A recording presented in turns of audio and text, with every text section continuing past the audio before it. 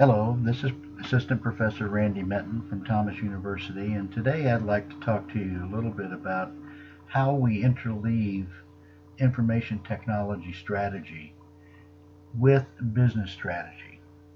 And I think oftentimes the problem is that we believe that an information technology strategy is the same as the business strategy, and in fact it is not. Information technology has its own strategy that should be aligned with business strategy. So today I'm going to give you a little acronym called SOLACE. SOLACE meaning to comfort. That will allow you to kind of see how these two strategies should align with one another. So in the first letter of SOLACE is an S. So in this case, the S stands for strategy development and formulation. And when we develop a strategy for the IT area, the IT area should have as kind of an overarching principle the idea that its framework should be based upon that of the actual business strategy itself. So there cannot be, or should not be, an IT strategy that is not aligned with the business strategy that the company overall has. The second one is O, and O stands for ownership. And by the mere idea that we have an IT department, there's an implication that exists that ownership is there. So just think about ownership in terms of I have a finance department, I have an IT department. So within that department, we have some responsibilities, accountabilities, and things that we have to take ownership for. The third letter in the word solace is L, and L stands for leadership. And what good leaders do, especially when you think about IT, is to limit the chaos. That's first and foremost because with IT there are so many different things happening. It's such a dynamic environment that for the most part it doesn't take much for that area to kind of get into a state of everybody doing their own thing. There are also just huge amounts of demand placed upon IT departments because everybody wants information. So if you don't have some sort of governance, some sort of a priority setting and all those sorts of things, then you cannot really manage the chaos. Now, the other side is that this should always be done with the idea of promoting alignment with the business strategy in mind. So if people come up with demands and needs that are outside of our basic business strategy, then what we should do is put those further down on the priority list. The fourth letter in the word solace is A, and that stands in our case for agility and adaptability. And what we find is that when you start thinking about IT, there are some basic underlying principles that we have to be aware of. One, for instance, is security. And securing an operation costs a lot of money. At the same time, what management would like us to be is flexible. So we need to be able to respond to changes in the market, changes in products, and even lines of distribution, those sorts of things.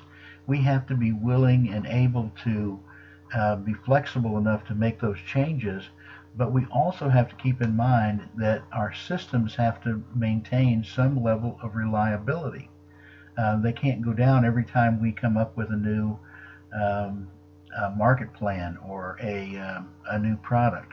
So we always have that battle for resources going on, and sometimes it is a source of shall we say, conflict between administrations and the IT department. The next letter in the word solace is a C, And that stands for collaboration. And again, we've kind of touched on this in the leadership area, but um, what we mean in this case is that leaders should act as coaches. They, first of all, they do limit the amount of chaos that happens, and part of the way that they do that is they drive teamwork. And teamwork is really important in that we keep everybody apprised of where our priorities lie, and we use those priorities to make sure that everybody is moving in the same direction. So if somebody is kind of um, off task or moving in a different direction, we can always call them back by using our overall business strategy as a reason for them to move back into the mainstream. Um, the final letter is E, and that stands in this case for empowerment. And again, governance is very important. And so you have this fine line that you have to walk between establishing governance, making sure that security is tight, making sure that the policies are followed, procedures are followed, and all those sorts of things. But the bureaucracy should not be so large that it becomes a stumbling block for your organization and stifles innovation and creativity. So that's the word solace. It's a nice acronym for how IT strategy should ultimately interleave with business strategy. Remember, and I don't want to get too far into this because it's a little bit not off topic, but it expands the amount of time that I'll have to spend rendering this video and the amount of time it'll take for me to get it to you. But remember that we've defined strategy in a previous video, but it bears repeating here. For us and for this class, I want us to think about strategy in a very simplistic way. It's doing something purposefully different so that we can generate some unique value. And said another way, it's where we will play, including whatever demographics, products, geographical locations, things like that. That is where we will enter the where we will play category. And then we have the second element of how we will win. And how we will win talks about what our networking capabilities are, our value chain, supply chain, all of those sorts of things. So just kind of keep in mind that that is an overall business strategy. A business strategy, for instance, is not just no price. It's not certainly not being all things to all people. We have to establish boundaries in terms of what we will and will not produce, who we will and will not go after in terms of customers and so forth. So look at the idea of overall business strategy and then take this strategy, which is an IT strategy, and couple it with that overall business strategy. And that's how you can go about starting to make decisions.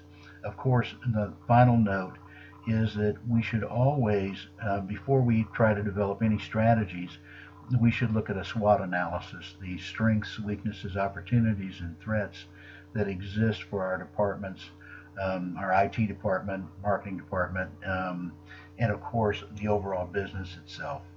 And that concludes this particular video. I hope that it helps you understand some of the issues that are faced by IT, and I will see you next time. Thank you very much for your attention.